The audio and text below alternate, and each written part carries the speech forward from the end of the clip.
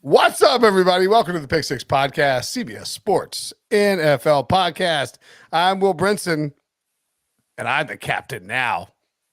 Sunday night Super Fringe recap. We've been sitting here, as the chat on YouTube knows, youtube.com/@NFL on CBS. We've been waiting for Ryan Wilson to join us. We're told that he is currently outside of the Mercedes-Benz Stadium in Atlanta, boycotting and protesting the firing of Arthur Smith. Joining me to talk about Week 18 and who knows what the hell else, John A. Breech. What's up, Breech? I would never miss a podcast. I don't protest anything. I just show up and do my job, Brinson. I am here. Let's talk about week. I can't believe the regular season's over. Can I tell you how much I can't believe that? I'm in shock. You sure can. He said, clicking over to his rundown. I know he used to hosting on Sunday nights. The Sunday night football game. Do you want to talk about Arthur Smith first, or do you want to talk about the Sunday night game? Or just let Ryan Wilson take over now that he finally showed up 45 minutes later. Hey, Ryan. Oh, sorry. Didn't realize you were there. The Buffalo Bills. Well, let's talk about the Arthur Smith thing. He got fired. Like, that coach got fired on midnight. Like, that's a crazy thing to me. So the sequence of events that led to Arthur Smith being fired are him only winning 7 games 3 years in a row. The Falcons, who will now pick 8th overall, make sure to subscribe to With the First Pick podcast to get all your draft details. The Ryan Wilson and Rick Spielman, fantastic CBS Sports podcast about the NFL draft. They're going to pick 8th overall for the 3rd straight year. They drafted Kyle Pitts, 4th overall, I believe, right after Jamar Chase, right? Or maybe Jamar Chase was there. Then the last 2 years, they take Drake London and Bijan Robinson. The offense stinks. They go on with Desmond Ridder. There's a bunch of back and forth with Arthur Smith throughout the season about whether the quarterback situation. And then everything culminates with the Falcons getting blown out by the Saints. You lose it. Don't even have a chance to win the division to make to be a wild card in this division, this terrible division. And to make matters worse, at the end of this game, Dennis Allen, after where the damn button is. Pull up your pants. I play the right one. I don't know. After a Tyrann Mathieu interception down to the 1 yard line, Dennis Allen calls for a knee. Jameis Winston overrules the coach. They decide to hand the ball to Jamal Williams to get him his only touchdown of the season. Arthur Smith freaks out publicly. It's a huge deal. And so at midnight on the dot on Black Monday, gets fired by the Atlanta Falcons. On a scale of 1 to 10, how surprised were you, Breech, of the – or Wilson, I guess we'll go to you because we haven't said what's up to you. How surprised were you of the actual timing of the firing? I mean, 0. I think why wait till tomorrow? Ron Rivera said he's going to talk to the owner tomorrow, and we probably know what's going to happen. And I was thinking when he said that, I wonder if he just tomorrow today. I wonder if he just wants to walk in there right now and say, all right, what are we doing? So I can have a good night's sleep either way. So I'm not surprised. I mean, it was a matter of time. They wholly underachieved. You talk about the draft picks they had that did not come close to working out. Desmond Ridder has not worked out. I don't know if a new coaching staff will be able to fix Desmond Ridder, but they have a ton of issues. And why wait? That would be my first question. I am a 1. I do think it's surprising it was at midnight. I feel like this is something you could have done a couple hours after the game, maybe at 8 p.m. or just hold it off until Monday. We kind of saw this with Brandon Staley where everyone thought he was going to be fired. And then you went to bed and you're like, man, he didn't get fired yet. Is he actually going to get fired? And the next morning they make him go into the office at 8 a.m. Pacific time to get fired. Like, if you're going to fire me, at least let me sleep in. So at least Arthur Smith knows this beforehand. And look, the writing has been on the wall here ever since Arthur Blank did that interview a few weeks ago where, hey, do you want to give Arthur Smith a vote of confidence here? And he basically was like, yeah, we're going to see how the season plays out. There's no vote of confidence. If it doesn't end the way I want it to end, he is probably not going to stick around. And losing 4 of their last 5 games is definitely not how Arthur Blank wanted to see this end. I mean, yes, this team finished 7-10, but it is crazy to think about that they were 6-6. I mean, they were in the thick of it in the AFC South. They could have won it had things gone their way. in week 18. Obviously they didn't because they got blown out. And I think it was pretty clear when he walked off the field. Brinson, you mentioned the situation that led this, but when he walked off the field, dropped an F-bomb and yelled at everyone in front of him, it was pretty clear that that was going to be the last thing he ever did, because you're on the hot seat. That's just a man who exploding. The final straw of the camel's back. You're done. Bye. That was it. I also think too that whole thing, it was really, I mean, look, like Jameis screwed Dennis Allen over, and Dennis Allen ends up looking like the idiot in all this because he's getting overruled by his backup quarterback and the entire team on the field, like with no time left. But behaving that way at the end of the game, I think exacerbated the timeline and made Arthur Blank decide, because Arthur Blank, he friend of the podcast, Arthur Blank. He's been on the Pick Six podcast at the Miami Super Bowl, but you know, he that's not the sort of thing that I can see him appreciating. I don't think anybody would appreciate that. Like, he was fiery and all that, but you're being a jerk at midfield after an embarrassing 48-17 loss. You know, your 4 of your 5 losses, you beat the Colts in week 16, but to close the season, you lose to the Bucs, Panthers, Bears, and Saints. I mean, you get reverse swept on your way out the door in the division. Now, granted, just one of the games was at home, but like, to lose 3 division games in your final 5 games and then have that ugly thing, it's just the whole thing is just a bad look. And not surprised at all that he's fired. I do think the timing was just interesting to fire him at midnight on the nose and just get it done with. But sure, I mean, it was coming. One thing to note on the Arthur Smith firing, and I tweeted this out, I just thought it was kind of interesting, but the Falcons in their press release said the search for a new head coach of the Falcons will begin immediately. It will be led by Arthur Blank, obviously, and Rich McKay, who, by the way, be making it, like, maybe ask Rich McKay if he's accountable for the Falcons not being good at all. Anybody? Nope. Okay. With input from Falcons general manager Terry Fontenot and several other appropriate members of Blank's Atlanta Falcons and A&B Sports and Entertainment organizations, the fact that Terry Fontenot, the GM, only gets to provide input on the hiring of the coach, I think is at least interesting. That to me says that he is on a little bit maybe thin ice, and potentially if like Jim Harbaugh was interested in coming to Atlanta, they could, or Bill Belichick was interested in coming to Atlanta, Terry Fontenot is not an obstacle to hiring a big name head coach who wants personnel power. Yeah. I mean, look, the Falcons swing and miss with Arthur Smith. They thought they were getting a great offensive guy. And the interesting thing is, if you look at the beginning, the last few coaching hires, go back to Mike Smith, his first 3 years, him and Matt Ryan went to the playoffs together in 2008, first year head coach, rookie quarterback, which is what we're seeing this year with DeMeco Ryans and CJ Stroud. So, and that's a rare thing to do that, to have a rookie head coach and a rookie quarterback make it to the playoffs together. And then they hired Dan Quinn. The early years of that was a home run. He made the Super Bowl in his first 3 seasons with the team. And so this just felt like something where I think Arthur Blank was like, all right, we got to cut ship. This is what I'm used to. And smart business guys, they can cut bait. They realize that, hey, look, maybe Arthur Smith can work out somewhere else, but this is not the team where this is going to work. So I'll be interested to see what they do going forward. Wilson, who do you think they're going to hire? My first thought was, please don't let the Steelers hire Arthur Smith to be the offensive coordinator. So I haven't gotten that far down the road, but I do give Arthur Blank credit to basically what you're saying. I mean, cut bait. If it's not working, move on. And I think that's the right decision. And I don't know. I think Arthur Smith has a legitimate complaint about yelling at Dennis Allen in the middle of the field, but I don't know if that's why he got fired. And that was just a culmination of what felt like a season-long worth of frustration, given how poorly that offense had played. And Desmond Ridder should probably write him an apology, for the way he played that final game. But that's a conversation for another time. Sunday Night Football featured the Buffalo Bills storming back to beat the Miami Dolphins and to win the AFC East.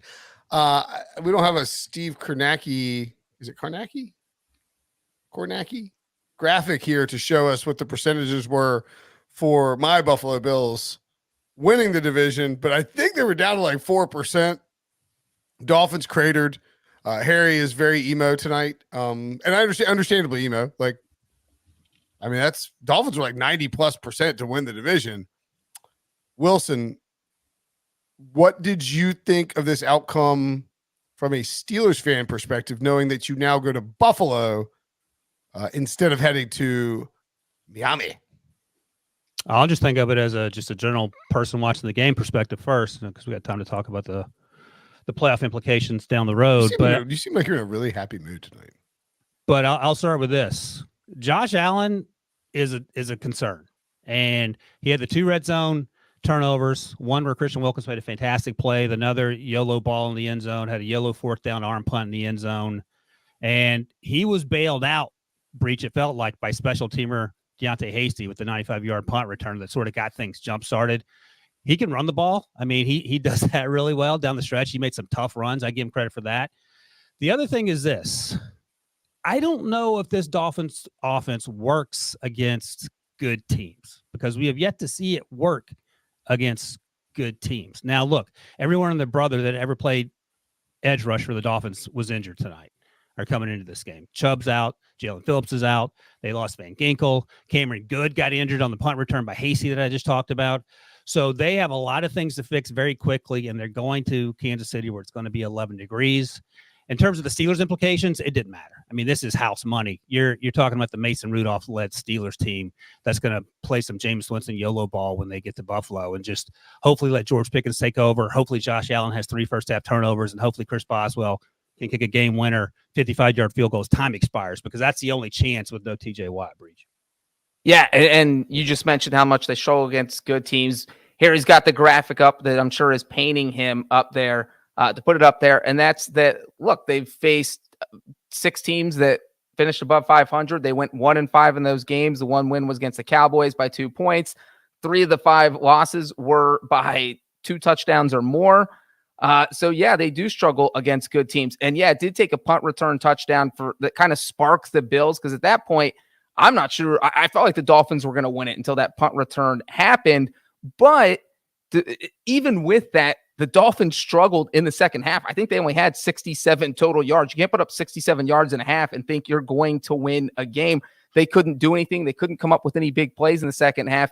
And that's an issue. And it's not just the defensive injuries. I mean, Raheem Mostert wasn't out there. Jalen Waddle wasn't out there. So this team is absolutely banged up. And you have Tua, starting the game with an interception, ending the game with an interception, making a few uncharacteristic mistakes. So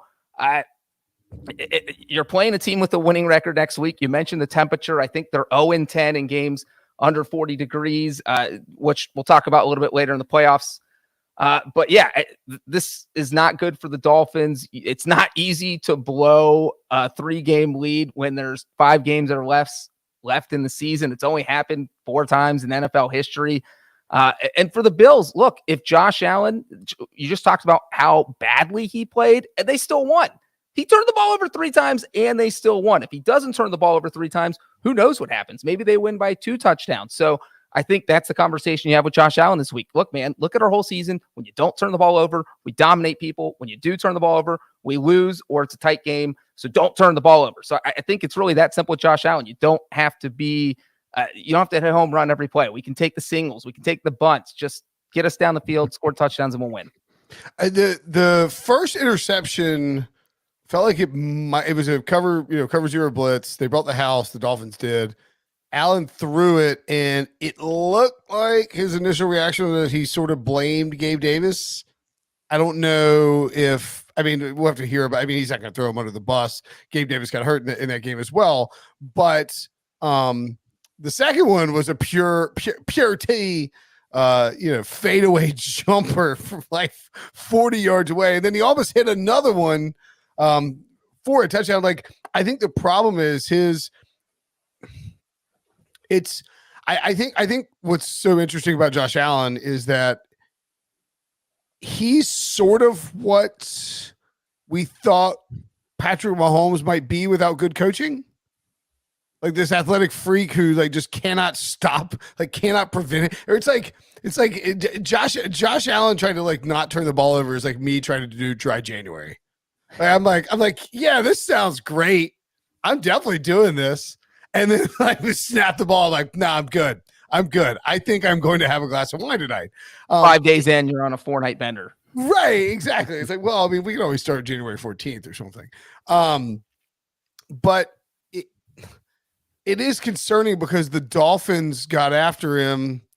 Yeah, it's a tough spot to be your 3-point favorite, but you're on the road. It just feels like if this is I always harken back to Wilson's reaction to what was it, like a Rosencopter style Josh Allen moment again? Remember against the Texans in the playoff, that wild card game? It's like Josh Allen can win you any game at any given moment, and he can lose you any game at any given moment too. And I sort of think I don't think the Bills should have lost. Like, it's better for them. You get the Steelers. It feels like a sort of a bye week. You're going to likely advance to the next round. You're 10-point favorites at home. Obviously Pittsburgh could pull off the upset, but it almost feels like the Bills were better off in this underdog mentality.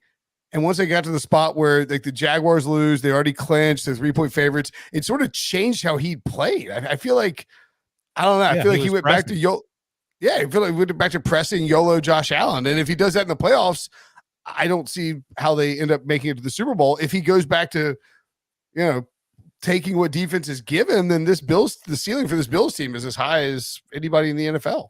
Yeah, but he can't not be YOLO Josh Allen. He goes, like, to your point, he'll be on the wagon for a game and a half. And I think a perfect microcosm of Josh Allen is not even the turnovers, Breech.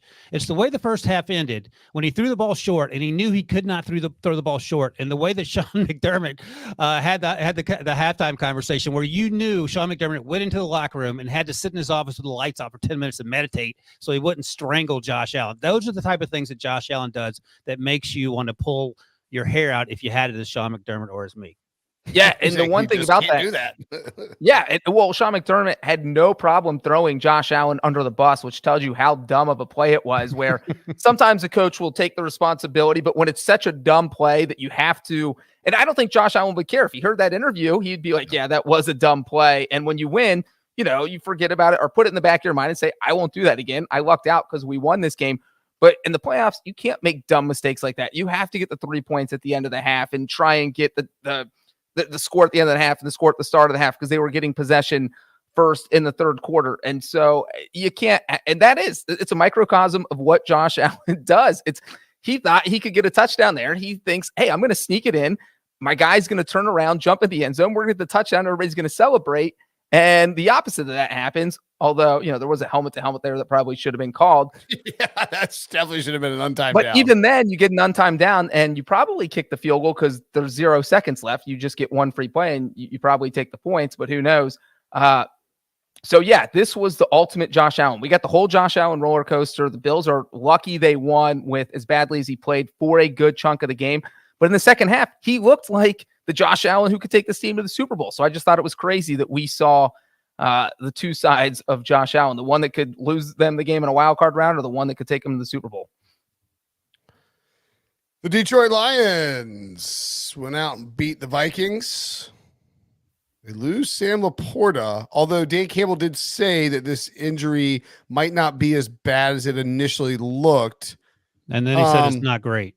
Yeah. I mean, I think it's like somewhere a little worse, like best case scenario, it's like TJ Watt, right? They said it's a bone bruise, so it's nothing torn. Oh, that's good. But yeah, that's it. That's a big deal for them with the Rams coming to town. More importantly, Wilson, where do you stand on Dan Campbell's decision to, because you could have gotten the 2 seed. Yep. If the Cowboys lose, but the Cowboys were 14-point favorites in Washington against a bad Commanders team. And I think I'm okay with Dan Campbell playing the guys. I don't want to be results based. I think this is a very Dan Campbell thing, but I'm curious if you think they should have sat everybody against Minnesota, and but it wouldn't have mattered, but open the door potentially for Minnesota to make it into the playoffs. No, I was fine with them playing guys. And to your point, they could have gotten that number 2 seed given the way that Dallas started and the way that Philadelphia acted the entirety of that football game, where I'm surprised that some people in that staff didn't get fired before Arthur Smith. But I have no issue, and he's not even the first one that probably should be fired. I have no issue with playing the guys. And my bigger issue is like, just get rid of the turf. Let's start there. Not Raymond. Did Khalif get hurt? Khalif got hurt too, I believe. So he limped off the field. So they had some guys injured, but I mean, that's the time of year it is. Andrew Van Ginkel got hurt for the Dolphins. He was playing in a meaningful game. It was week 18. This was meaningful, but less meaningful for what the Lions are. But I think this is exactly who Dan Campbell is. Just like last week against the Lions, Dan Campbell said, we're going for it no matter what. It could be 4th and 5 million or on the 2-point conversion. We're doing it and we're proving a point. And I think the point is that he's proving that he's rolling with his guys and we're going to do it the way we've done it all year. We're not going to turtle up. And I have some respect for that because we've seen other coaches turtle up and it's blown up in their faces. And Mike McCarthy immediately comes to mind. So we know who Dan Campbell is, and I'm fine with it, Breech. I don't know. I just feel like this is when you're in college and you're with a drunk buddy and you start playing who can jump off the highest roof without breaking their legs. Like eventually you get to a roof that's so high that someone's going to get hurt or you just back out. You guys didn't play that in college? No, Sure, I'm just kidding. But it's one of those things where you have to weigh the pluses and minuses here. And yeah, if you want to play your starters because you do think you have an outside shot at the 2 seed, that's one thing. But we also had Jared Goff in this game in the 4th quarter, I think. That he was still out there. Amon St. Brown caught a long touchdown in the 4th quarter. They were all still out there. Well, right. And that's my point is that the Cowboys went up 35-10 very early in the third. I think after the first possession of the 3rd quarter, that game's over at that point. You're not getting the 2 seed. You already had Sam LaPorta get injured. It's pull everyone because it just doesn't. They got the play. They're not going to be rusty. They had a good first half. But at that point, there is no reason to have anyone out there. Just go home, forfeit. Like it doesn't matter. You're getting the 3 seed. So I do think that he was a little over aggressive. I have no problem with him playing his starters to start the game, but just scoreboard watch and pull your guys when you need to, especially after you've already suffered a brutal injury. And I think too, like, I mean, I'm picking on the Bengals thing, but remember, was it 2009 when the Bengals sat everybody Marvin Lewis sat everybody in week 17 against the Jets? It allowed the Jets to get into the playoffs. The Bengals immediately had to play the Jets, who beat the Bengals. This is not a case where once you knew that Dallas was going to be the 2 seed and you would be the 3 seed, there was no chance you were going to have to play Minnesota. Like they were going to max out at the 7 seed. So it's not like that one I'm a little wary of is like allowing your future opponent to get into the playoffs just because it's so disrespectful that it can oftentimes backfire. But that wasn't on the table. I think this is just I do think this instance is a little bit different only because it is Dan Campbell and this is just how Dan Campbell operates. And he's like, no. Yeah, and look at the last 2 weeks. You lost a game and you got your tight end injured. I mean, who do you feel better about as a coach, Dan Campbell or Mike McCarthy? In the final 2 minutes, I'll just let the team coach your itself. Football team in the playoffs. Dan Campbell. Yeah, Breech's mic must have gone out. Probably Dan Campbell. Okay, but I don't think it's as great. I don't think it's as that much favored toward Campbell as you're trying to make it sound. Have you seen Mike McCarthy at the end of games? Yes. Okay. All right, let's take a break. He does not go for 2 from the 7-yard line. This is when we come back. Ryan Wilson will praise CJ Stroud to the ends of the earth. Next.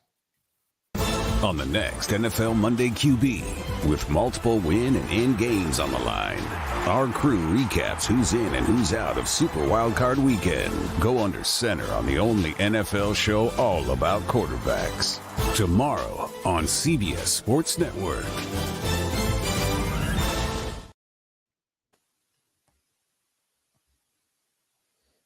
Is that ready for me? I thought you were going to bring us back in. All right, let's talk about these Texans. That's what I was trying to avoid by continuing to host. I have no interest in hosting. All right, let's do it. So let me throw this idea at you, and we'll get to this in a moment to talk more about it. But the Jaguars are the biggest turd burger of an organization in Week 18 that has ever existed this side of a Kenny Pickett-led Steelers team. I'm sorry, but where I'm going with this is this. If the Jaguars had just won the freaking game, then the Browns faced the Jaguars in Jacksonville, and I feel like that line would be Browns favored by like 12 points, just how poorly the Jaguars are playing. But this is a pretty tough matchup for both Texans and Cleveland. We know how the first matchup went. I get that, but this feels like a different team on both levels. And part of me wonders, I think the Texans might have had a better chance if they were the 7th seed, had the Jaguars won, and then they go to challenge the Bills, because I could see CJ coming out slinging it. I could see Sean McDermott getting a little tight, yelling at Josh, and things going a little haywire there. But that's not what we're here to talk about. We're here to talk about what CJ Stroud did in Indianapolis against John Breech's Gardner Minshew's. And both teams played well. I don't have any issue with how the game ended in terms of Shane Steichen catching heat on that swing pass to Tyler Goodson that was slightly thrown behind him. But CJ Stroud, Breech, tell me what you think of this. He is one of the 5 best quarterbacks in the NFL. Yeah, I feel like you could make that 5 to 7. How about that?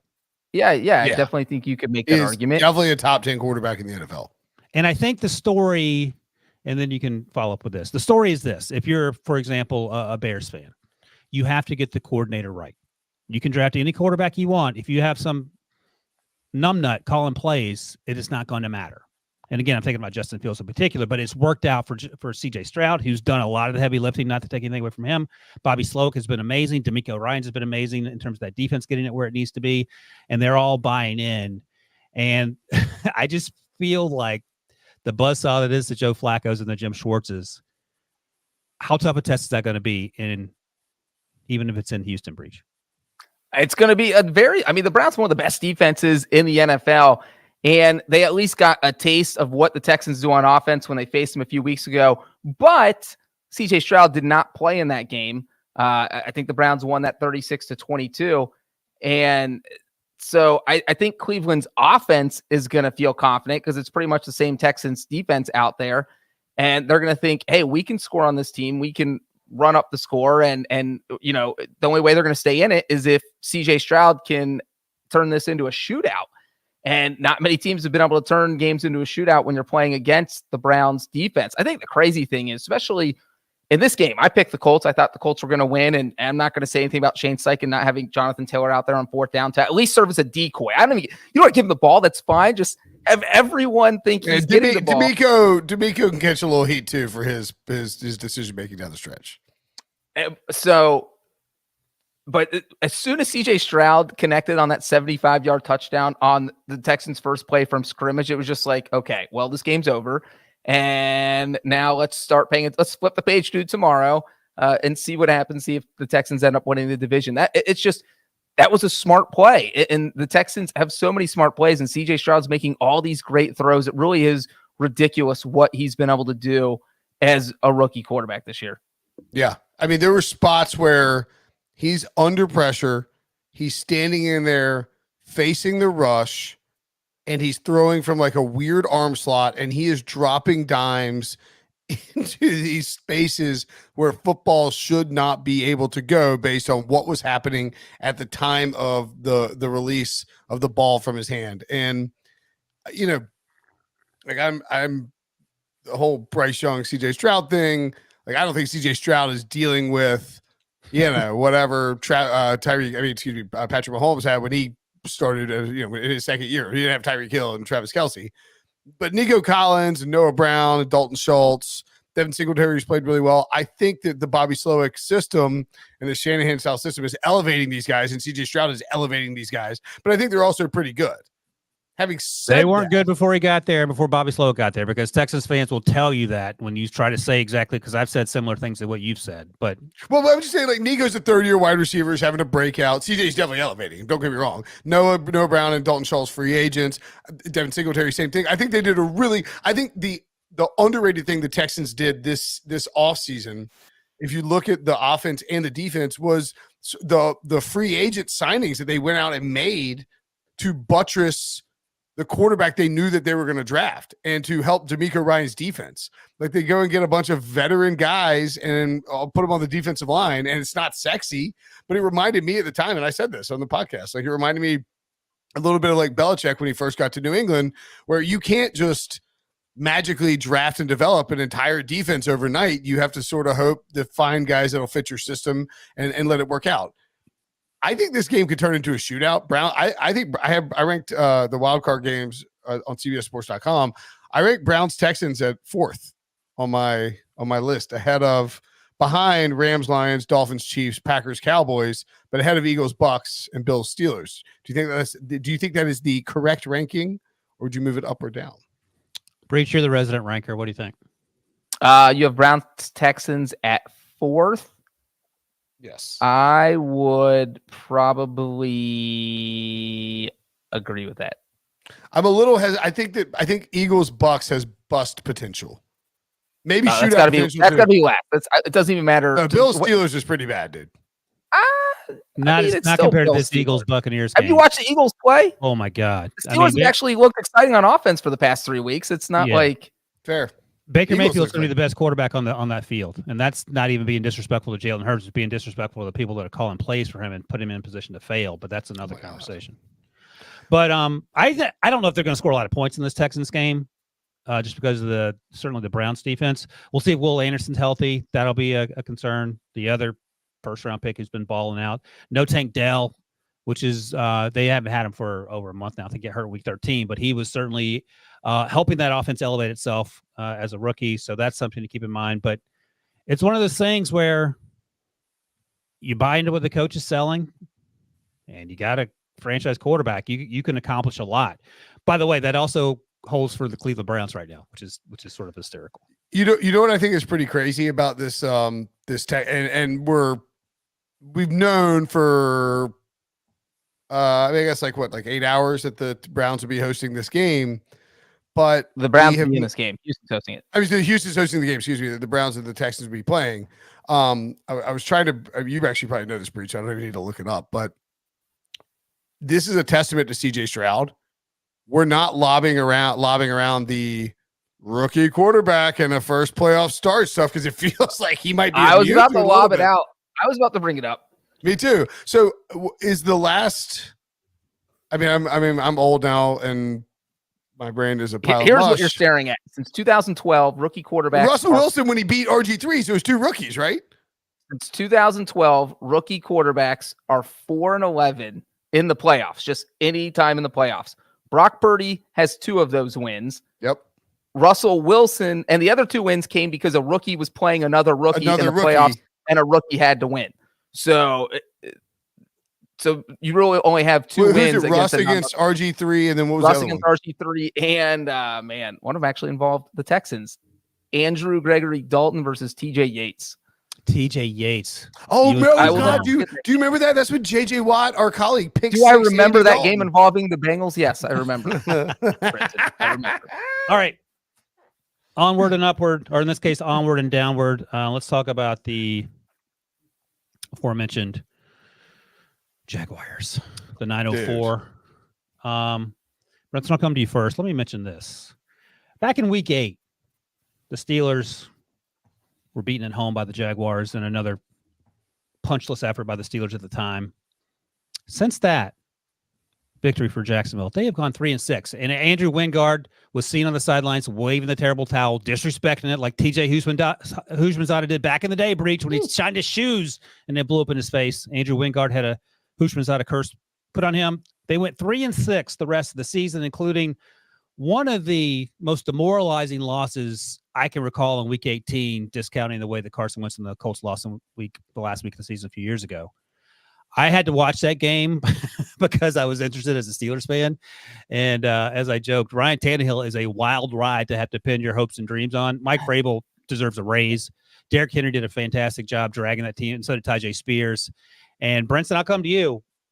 Where do you start with all the problems that have beset a Jaguars team that many people thought had an MVP candidate in the quarterback and had a chance to – one of you said that they had a chance to have the best record in the AFC, I believe.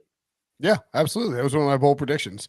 They lost to the Niners. So the Jaguars start the season, beat the Colts by double digits, lose to the Chiefs and the Texans. Texans game was weird. Turns out not as weird. Texans are good. Win 5 straight games going into their bye. Get absolutely blitzkrieged by the Niners coming out of the bye. Win 2 more games. And they're sitting at 8-3 with their losses to the Texans at home, weird one, maybe a Chiefs hangover, but the Chiefs, the Niners, and the Texans. They're 8-3, and they have the Bengals, backup quarterback, Browns, backup quarterback, Ravens, tough matchup, Buccaneers, Panthers, and the Titans. And they have to win 2 of those games to get to 10 wins and essentially guarantee that they make the playoffs. And yes, Trevor Lawrence got hurt. I don't think that excuses everything because CJ Beathard beat the Panthers. So you just got to find one more win against Jake Browning, Joe Flacco, Lamar Jackson, Baker Mayfield, and Ryan Tannehill. Now, I do think that the fact that Tannehill and Derrick Henry were playing their last game in Tennessee, that Mike Vrabel could have been coaching his last game in Tennessee, not because he'd be fired, but for whatever reasons, we don't know. It's up in the air still. Unsettled is what Adam Schefter called it on Sunday morning. I think that much is clear. And they were getting revenge from last year when they got booted by the Jaguars in week 18. So I wasn't shocked that the Titans won, but man, The way they won. The way they won, Jacksonville's offense feels broken. I'd be interested to see what happens this offseason. Doug Peterson's not getting fired. I mean, he went and won a playoff game. You can definitely complain about the coaching. I think. Tell me a team that's underachieved more offensively than the Jacksonville Jaguars. Maybe the Eagles, but that would be the only. Okay, that's one. I mean, that's about it. I mean, no, Jaguars underachiever. Dude, Jaguars are up there. I was thinking when we were talking about CJ Stroud. I mean, how am I possibly going to make this argument that I would prefer Trevor Lawrence to CJ Stroud? Let me tell you how bad it got, because our buddy Pete Prisco likes to make fun of me, and you too, when we're on the podcast on Tuesdays, about how much Bryce Young is terrible, yada, yada, yada. And I actually texted him today and said, oh my gosh, Trevor's worse than Bryce. And he actually said, yes, he is. I broke Pete. He was, and then he sent the tweet out where he did make it clear that he was not happy with the way the Jacksonville Jaguars conducted themselves this season. But for him to not even put up a fight, which is not very Pete-like, tells you where he's at on that. Should the Jaguars fire Pete from the team's radio show because he cursed them by putting them in the Super Bowl? They better hurry up, because I think on Monday morning, on Monday show, he's going to have some words to say. Well, I think Trevor Lawrence was a huge problem down the stretch. I mean, you look at what happened. Hey, look, and Harry threw up the graphic just as I say that. How do we feel about Trevor Lawrence? That's a tweet from Chase Daniel. And look, it has not been good. He ended this season with 21 turnovers. 10 of those came in the last 4 games. Jeez. He threw 3 interceptions in that loss to the Browns. That was a big reason why they lost. He threw 2 interceptions against the Buccaneers in a game where it felt like on paper they had more talent, but they got smoked. And then the Ravens game, he had that bizarre fumble where the ball just fell out of his hands when they were at least in minimum in field goal range. Maybe they don't get a touchdown, maybe they get stopped. He did need to play in that Browns game after that injury in the Bengals game. He needed to sit out a week, I think. I don't know if it changes the trajectory of the season, but like he was way too injured to be playing. And I think that certainly affected the offense. This is also an offense that is not like they don't throw vertical. I mean, he had a great vertical pass to Calvin Ridley in this game, but he also had one that he totally missed to Calvin Ridley that could have won the game or tied it. It feels like this offense is more dink and dunkish than it is verticality. When your quarterback can't hit the target, and he had 2, to Breech's point, he had 2 terrible interceptions. Like Breech could have made those throws. He overthrew a stop route on 3rd and short. You said you could throw the ball 40 yards. And he had a couple of those where he had his guy was running a stop route and he overthrew it and the ball sailed out of bounds. He was erratic today and he struggled with his accuracy. But, he didn't practice for much of the week. He was dealing with shoulder injury. So there's a lot of things to that. But if you're going to play, your team expects you to put you in a spot to win. And it didn't feel like Trevor did that. I think just it's interesting to note. And this is sort of more of like a bigger picture item, but again, Kornacki or whatever, the guy for NBC, the election guy who they brought in to do all the football stuff, pointed out how last year, so the Jaguars had a 96% chance of making the playoffs after 12 weeks of the season. That's really hard to miss. Now, at the same point last year, they had a 3% chance of making the playoffs and ripped off 5 wins. And I just think it is, oh, lovely. Thank you, Harold, or Harry, excuse me. 98, 93, 90, 90, 72, 69, 76, 0. That is the trajectory of their playoff chances each week starting after week 12. It is really hard to get 12 weeks into the season and have a 98% chance to make the playoffs and miss the playoffs with multiple teams below 500 remaining on your schedule. I just think it's also interesting this is how football works, where, last year's Jaguars season is seen as this massive success. They win the division, but it was really improbable that they won the division. It was really improbable that they won that playoff game. And you'd have to be a sucker to pick them to make the Super Bowl based on like this sort of little bit of house of cards stuff. And so I think if you take last year and this year and step back from them, you could say that maybe they even out a little bit. And this team wasn't quite as close to ascending as we thought they were, even with an easy schedule. But I'm curious if they maybe pursue Frank Reich, who was the OC when Doug Peterson won a Super Bowl, to be the OC. You're going to keep going with Press Taylor? No, I mean, well, I don't know if that's the answer, but I don't think you go backwards. I'm just saying the Eagles won the Super Bowl with Frank Reich as a there coordinator. are a lot of concerns from people in Philadelphia and in Jacksonville how Frank Reich Doug Peterson is coordinating up this offense, calling plays. So I think they have to take a long, hard look at everyone on that tree and maybe go look at another tree that rhymes with Mon McMay or Mile Manahan. Well, I mean, Doug Peterson's not going anywhere. He won a playoff game last year. Doesn't have to go anywhere, but he can let someone else call plays because there have been some rough patches, and you talked about no doubt about it, the rough patches. So I mean, look, Frank Reich seems like a swell dude. I don't know if his future is going to be. Maybe he should take some time off at the lake house and just take some time, like Leslie Frazier, take some time to reflect. And of course, Doug Peterson's not going anywhere, Brinson. I mean, he just finished 2 winning seasons in a row with Jacksonville. Do you know how many coaches have done that with Jacksonville? Tom Coughlin and probably Jack Del Rio. I bet Jack Del Rio may have done it. The last time was Jack Del Rio, 2004, 2005. So literally Peterson just did something the Jags hadn't seen in 17 years, 18 years. All right. So Ron Rivera's favorite day is January 7th because that's his birthday. Jack Del Rio's favorite day is. Anyway, moving along. Yes. What are you doing? All right, let's talk about exciting. I don't know. A team that didn't have quite the playoff odds in their favor like the Jaguars earlier this season. Breech. The Green Bay Packers are the 10th team all time to make the playoffs after a 3 or 6 or worse start. And I think the cautionary tale is with Jordan Love in particular is that sometimes if you let quarterbacks sit, they can be pretty good. Also, shout out to Matt LaFleur, because this is the conversation that we had forever about Bill Belichick, who is the greatest coach of all time. But when Tom Brady left, things took a turn south in a direction that defied the laws of gravity, it felt like. Matt LaFleur, some rough patches early on. I talked about the slow start. But Jordan Love is absolutely dealing. And now this team faces the Cowboys. Luckily, it's in Dallas. But for a quarterback that's first-year starter, Breech, hasn't had a ton of turnovers down the stretch with a lot of touchdowns, making a lot of good decisions. I would imagine you feel like you have your quarterback number 1. You're going to sign him to a new deal in the offseason number 2, and maybe even like your chances in Dallas.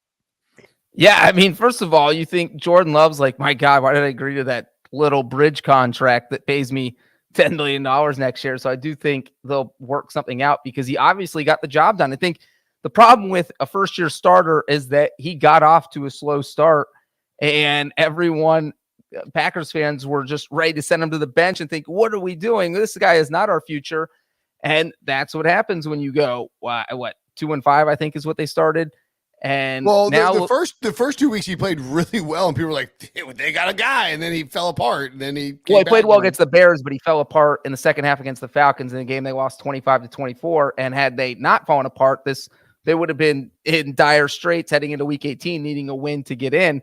And the thing is, and Wilson, you just asked if this is going to make them feel confident about beating the Cowboys. I'm not even sure it was the way Jordan Love played that's going to make them feel confident. It's going to be the way their defense played. I mean, look, Joe Barry's taken so much heat there over the past few weeks. We saw they gave up 30 points to the Panthers, 34 points to the Buccaneers, 24 points to the Giants. They just kind of needed, I think, a confidence-boosting game going into the playoffs. Now you're coming off 2 weeks in a row where you've given up 10 points or less. This defense is playing much better. Jordan Love looks good. And yeah, you're playing Mike McCarthy's Cowboys. And you guys already both mentioned that there's, Mike McCarthy has a thing for melting down in the playoffs. So against his old team too. Yeah, I think I think Brinson will definitely be on the Packers at least to cover 7 here. So it's, Ooh, it's 7. Maybe. Pretty The big. Cowboys are really good at home. I think I keep coming back to this conversation we had about Jordan Love. He's just streaky, and that's okay. It's somewhere between like Rodgers and Favre, not in terms of like what he is and what he's become, but Favre was streaky as hell. Rodgers a little less streaky, less likely to throw the picks. Yeah, but you would have these. And by the way, can we throw that graphic of the winning coaches in December and January back up, Harry? At first I was reading, I was like, oh wow, that's a really good percentage between all of these Packers coaches, because Mike Sherman and Vince Lombardi coached 1 year for the Washington, but Sherman only coached the Packers. LaFleur's only coached the Packers. And I saw John Madden. I was like, he didn't coach the Packers. This is pretty wild that the 3 best winning percentages, minimum 15 games of head coaches all time in December and January, the top 3 are all like Packers coaches. That is nuts. At any rate, I mean, look, if you're a Packers fan, you have unless you're, how old do you have to be be like, well, really stumbled through this brutal stretch of my life where we didn't have a quarterback. I mean, these guys just get a quarterback and just 35. Yeah. Who'd they have at 35? 35 years ago, because you had Favre starting in 1992, and so you weren't like a baby being like, God, this old well, guy. right, that 35, you would have been math. 4. You would have been 4 in 1992. Yeah, a lot of 4-year-olds watch football. Anyway, Every 4-year-old I know. Yeah, when you're not burning your parents' house down. What? or jumping off of buildings. By the way, I'll just say this to your point, Brinson. Our buddy Joe Musso, CBS Sports HQ, huge Bears fan, said this earlier tonight. He goes, can I just have some bad quarterbacks on the Packers? And throughout his lifetime, he hasn't. So to your point, he has had to experience great quarterbacks. Musso may have jinxed this game, by the way. I did a Saturday HQ hit, and it was like a lead in from Musso. He's like, and now the Pack face a surging rival. It's like, all right, Jeff. So Musso, settle down, pal. Like the Bears look fine. I don't know if they're a surging rival. They threw 9 points in this game? What game? What do you have? The Bears scored 9 points. I'm just saying, like, the Bears got overhyped before the season. Bears are getting overhyped mid-season.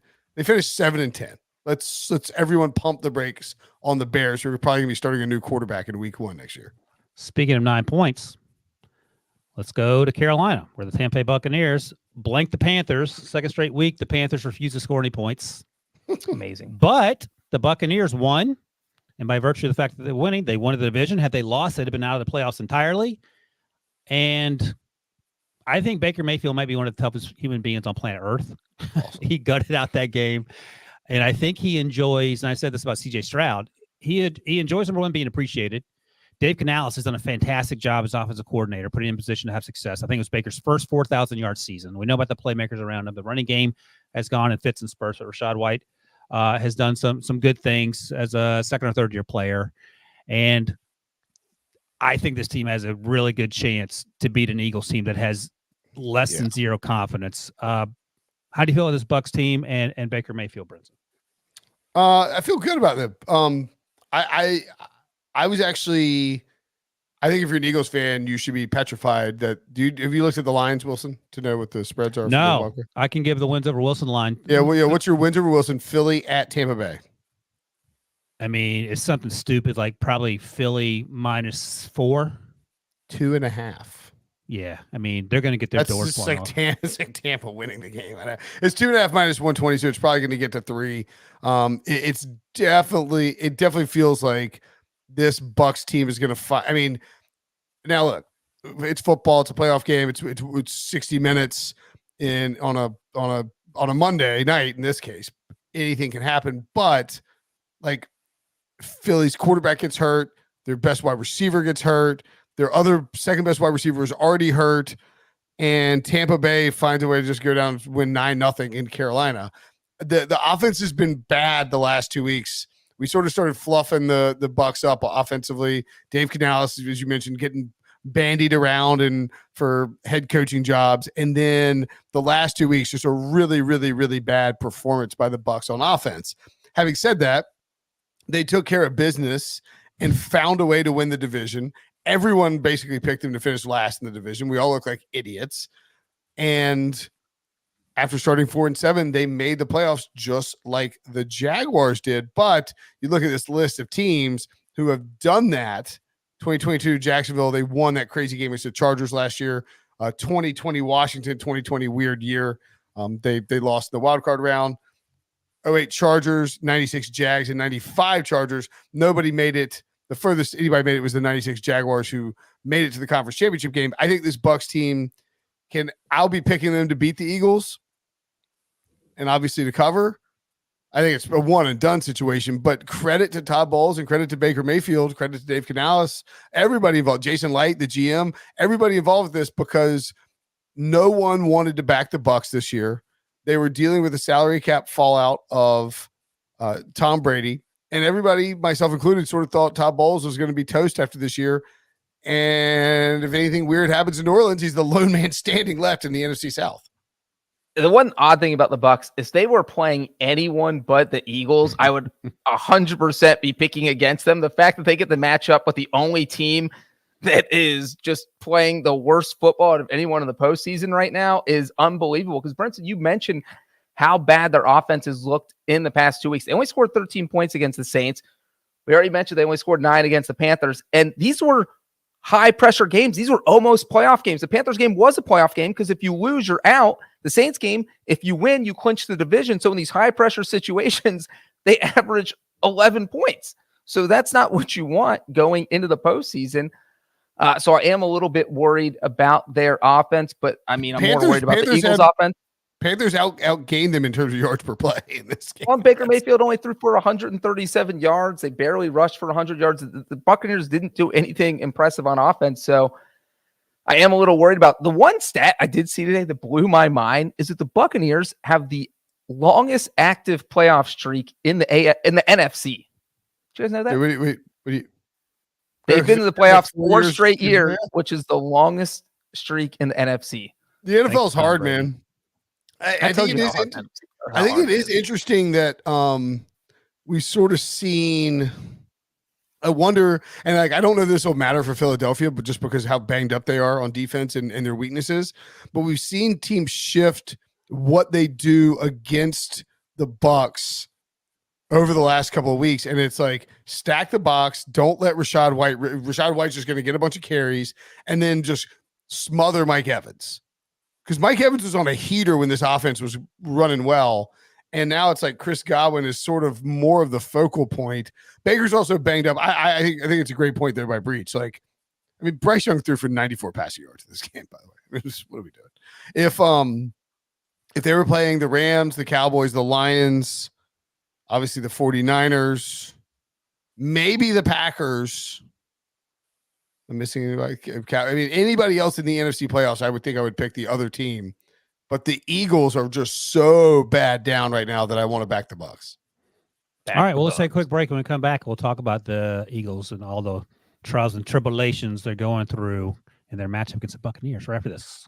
Well, you need your sports news anywhere? We've got breaking news to bring you. Then get your sports anytime you want them. Big trade news overnight to discuss. Because we know you need sports all the time. A lot of movement in the rankings this week. A legend adds to their legacy. We're bringing you that breaking news right here on HQ. CBS Sports HQ, anywhere, anytime, all the time. All right, Breech, you talk about the Bucs limping through the last 2 games. Put this on for size as far as limping goes. This feels like you're limping and both your legs fall off and you're sort of stuck in the middle of the road with 18-wheelers bearing down on you in both directions. Week 13, you lose to the 49ers. No shame in that. You got your doors blown off. It happens. Then you lose at Dallas. Okay, I get it. Then you lose at Seattle. Like, okay, let's sort of figure this out. That defense stinks. You beat the Jets, thank you, Jesus. And then you lose to the Cardinals. And then you lose to Tyrod Taylor and a couple plays from Mr. Cutlets, and an absolutely horrid performance that would make the Jacksonville Jaguars go, oh my God, this team does not play football. And I don't know they lost Shane Steichen and Jonathan Gannon to head coaching jobs, and both those units have gone done 180s. Now, Brian Johnson has struggled mightily as the offensive coordinator in terms of having answers for defenses that seem to have answers of their own to the test. Sean Desai got benched essentially for Matt Patricia. That defense has somehow gotten worse.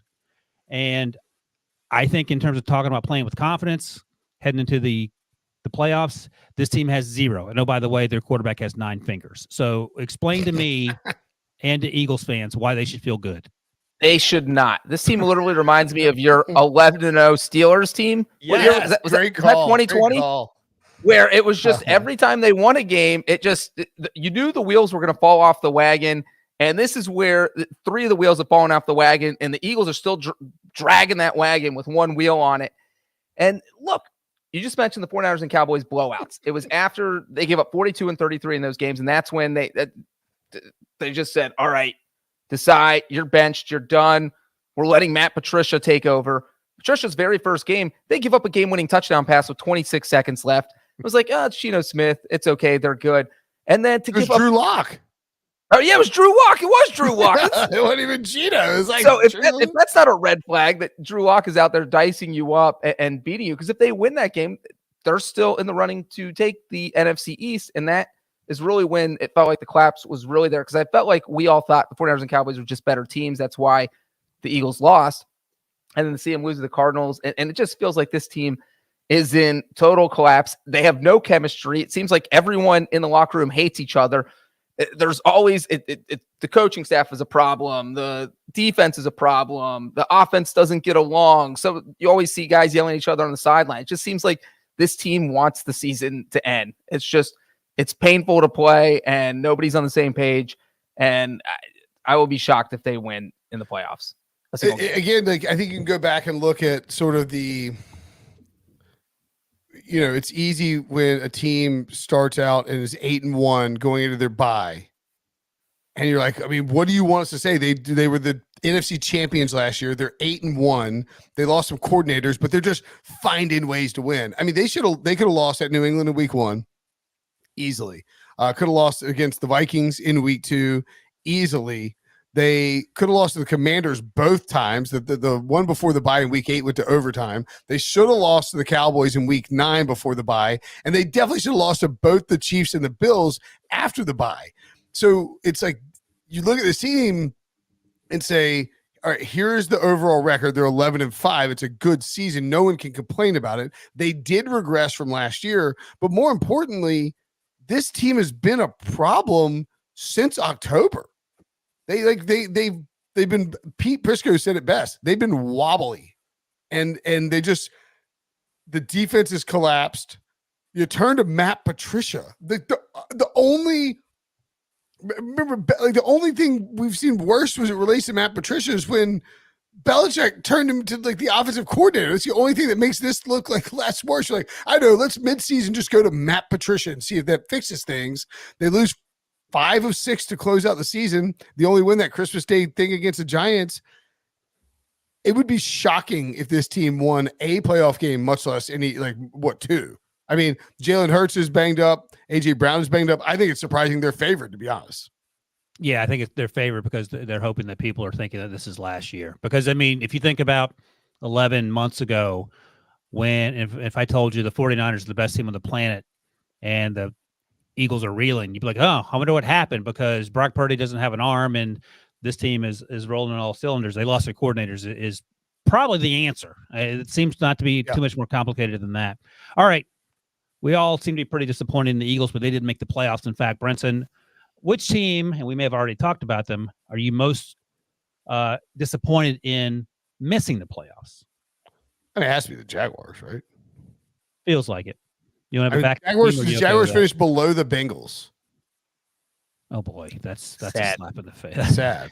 The Bengals actually sort of shot themselves in the foot with draft picks Breech by winning blowing the doors off the Browns there. They're currently picking 18th, which is the lowest you can pick. The Jaguars is so bad, not just because they had a 96% chance or 98% chance to make the playoffs in week 12. Like that is an all-timer. But the real kick in the pants here is that they're forcing us to watch Mason Rudolph in a playoff game on CBS. You guys, I like I can't told wait producer for Harry, that. you don't want that smoke in South Florida. And producer But Harry what says does we want that What does smoke. Chris Trapasso want between his Bills and his Mason Rudolph? Oh, here? he's in quite the quandary. I didn't think about that. It's a real He's Sophie, torn. real Trapasso's choice. Trapasso bot is going to explode. So, Breech, are you on the Jaguars sad wagon as well? Yeah, I don't want to steal Brinson's answer. I would say that is the best answer, but I'll go with the Seahawks. They were 6-3 at one point. It seemed like a lock for a wild card. All you got to do is get to 10-7. You called that. You called this, by the way. Well, but yeah, because they had the impossible stretch of 49ers, Cowboys, 49ers. And it was, if you win one of those, but then they had the shocking loss to the Rams, that 17-16 one. They had a loss to the Steelers that Wilson remembers on New Year's Eve. And if they win just one of those two games, then you get in. And so they blew it and they're out. Breech, you're the easiest human to read on planet Earth. Brinson, this is why he hates the Seahawks, because he had drafted the Seahawks in our Super Bowl draft a few weeks ago. Oh, I forgot about our Super Bowl draft. What's our So, I'm also sad in the Jaguars. I would put the Falcons in there, but Arthur Smith lost his job, so I don't want to come down on him too hard. So Arthur Smith already lost his job. We'll be back here tomorrow to talk about other coaches who may end up getting the pink slip as well. So that's point 10 in our talking points, but I'll recap. No, we talked about it before you got here. Okay, perfect. So I'll recap our Super Bowl draft from a few weeks ago to see where we are. We do this every year at various times in the year. We did this one sort of late, but it's still sort of exciting. I'll say Breech's drama for last here. I had the first pick. Breech picked fourth. It was me. And then Brinson had the second pick. Pete Prisco picked third. And then I did have the final pick. I had the last pick. So they made you the fourth pick and the fifth pick, buddy. That's right. You got the snake. Easier to pick first. Here are my four teams. 49ers, Miami, Cleveland, and my Colts are out. Brinson's four teams are the Ravens, and Brinson's the only cast member here who has all four teams still alive. Ravens, Lions, Rams, which he'll be out next week with one of those guys. Yeah, but that means I'm guaranteed somebody in the divisional round. And he's two teams in the divisional round. True point. Yeah. So those are your four teams. The Texans too? Yep. Ravens, Lions, Rams, Texans. That's Brinson. Pete's Chiefs, Eagles, Jacksonville, Bucs. That's the and the Bucs and Eagles play each other. So yeah, Pete's guaranteed one through, but he's down to two teams. And his other team, so he has the Chiefs. He's gonna have the Chiefs and the Eagles or the Bucs. Yeah, he's gonna be hurting. Yep. And Breech pulling up the rear here, although he could get hot. Cowboys, the Bills, and that's it. He had Seattle and Cincinnati. Both those teams are now out. So right now, Brinson looks to be the best, but it only takes one, Breech. It only takes one. So everybody has no one has the Steelers. No one has the Steelers. That's right. And everyone has one NFC team and one AFC team, right? Yep. Because Wilson has the Niners and the Dolphins. I've got obviously all four of mine in. So I have two teams on each side. I would put my top two against anyone's top two, so I'm fine. I mean, your top two both are playing. As Breece Hall told me, I'm top two, and I'm not two. Yeah, you got the two seeds.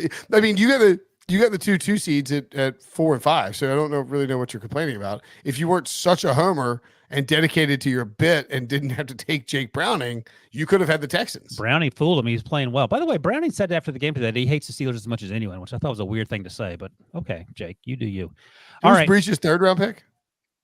He took the Seattle Genos. Immediately after saying how bad their schedule was. All right. Breech, no, we did the draft after they. I don't want to talk about it. All right, Breech, while you wallow in your sorrows, give me your Breech VP. I don't know my Breech VP. I'm wallowing in my sorrows. All right, Brinson, do you have yours, or do you want me to go? You can go if you're ready. This is easy. Actually, I'll give my Brinson VP. All right, go ahead. I'm going to give it to Antonio Pierce. Raiders coach, interim coach, finishes the season. They go 8-9, beats the pants off the Broncos, beats the Chiefs in Arrowhead on Christmas Day. Did literally everything that this man possibly could in order to get the full-time job. And I read some quotes from Paul Gutierrez talking to Mark Davis after the game. And Mark Davis was, understandably non-committal.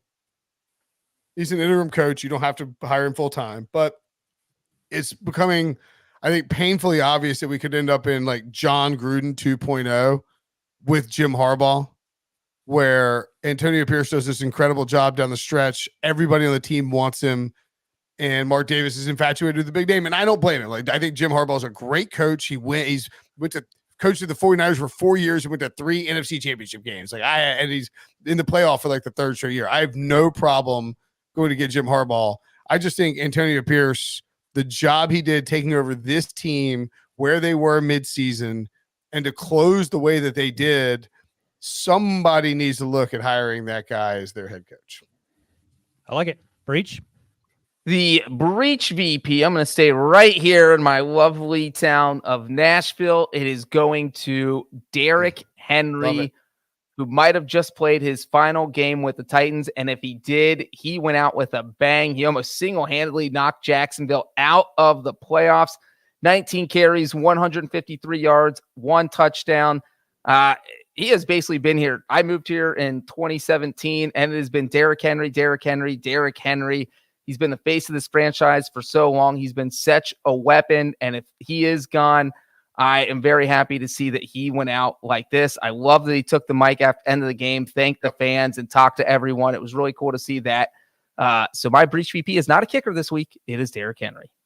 Yeah, Aubrey struggled a little bit for Dallas, so we can't talk about that. Don't jinx him. Don't jinx him. All right, we had 2 good ones. I'm going to double down, and I'm going to go with Puka Nacua. Ooh. Set the all-time rookie receiving record as a 5th-round pick, 1,473 yards. That record stood for 63 years. That record is so old, even Pete Prisco was not alive when it was last set. Think about that for a minute. I mean, we make old people jokes. I was going to say I wasn't there. I wasn't there, but Pete literally wasn't there. Mr. Spielman literally wasn't there. So shout out to Puka Nacua, who's been awesome. As awesome as Derrick Henry, as awesome as Antonio Pierce. Congratulations to our Week 18 winners. Your Brinson Sucks hats are in the mail. Look for those. All right, boys. That's it. That's a wrap. Week 18, Sunday Night Super Friends is in the books. We'll be back in hours. I think we have a podcast at 5 p.m. Eastern time. Maybe one before that. We'll be talking about coaches Black who Monday. who may no longer Monday. may no longer be employed, and have a whole bevy of shows coming this week. So check that out. Thanks for hanging out. Thanks to producer Harry for producing. Sorry about the Dolphins, producer Harry. You can jump on the Mason Rudolph bandwagon anytime. All right, see you guys later.